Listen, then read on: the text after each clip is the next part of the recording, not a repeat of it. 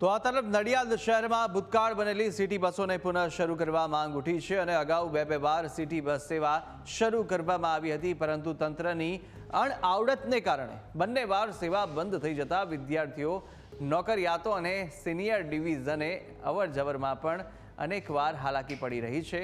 તો નડિયાદમાં છેલ્લા 2 મહિનાથી બંધ પડી છે સિટી બસ, જેને લઈને પશ્ચિમ નાગરિક સમિતિએ ડેપ્યુટી કમિશનરને આવેદન આપ્યું અને સિટી બસોને પુનઃ શરૂ કરવા માટે પણ માંગ કરવામાં આવી અને જો સિટી બસ સેવા ફરી શરૂ કરવામાં નહીં આવે તો આંદોલનની ચીમકી પણ ઉચ્ચારાઈ છે।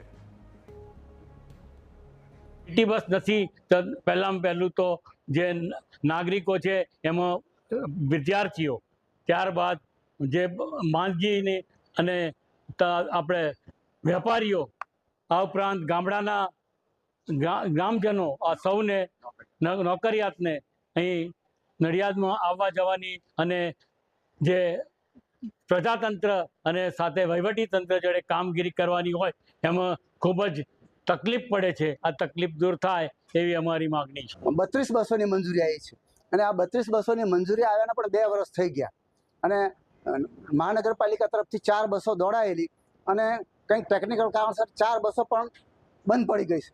તો હવે નડિયાદના નાગરિકો, વિદ્યાર્થીઓ, નોકરિયાતો, સિનિયર સિટીઝનો, દર્દીઓ, આ બધાને ખૂબ જ તકલીફ પડી રહી છે અને અધિકારીઓ, પદાધિકારીઓ આ શહેર રકાબી જવું છે તો હવે એ રકાબીવાળું નહીં ચાલે।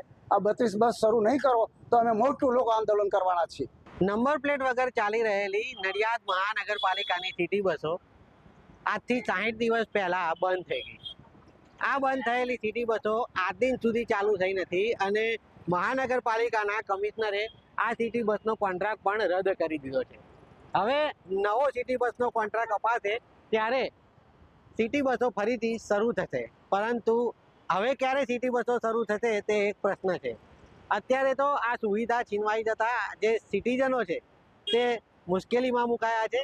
ખાસ કરીને સિનિયર સિટીઝન જેઓને આ બસો સસ્તી પડતી હતી, ભાડાનો દર સસ્તો પડતો હતો, તે લોકો હવે માંગ કરી રહ્યા છે કે આ સિટી બસો ફરીથી શરૂ કરવામાં આવે તો તે લોકોને લાભ થાય એમ છે।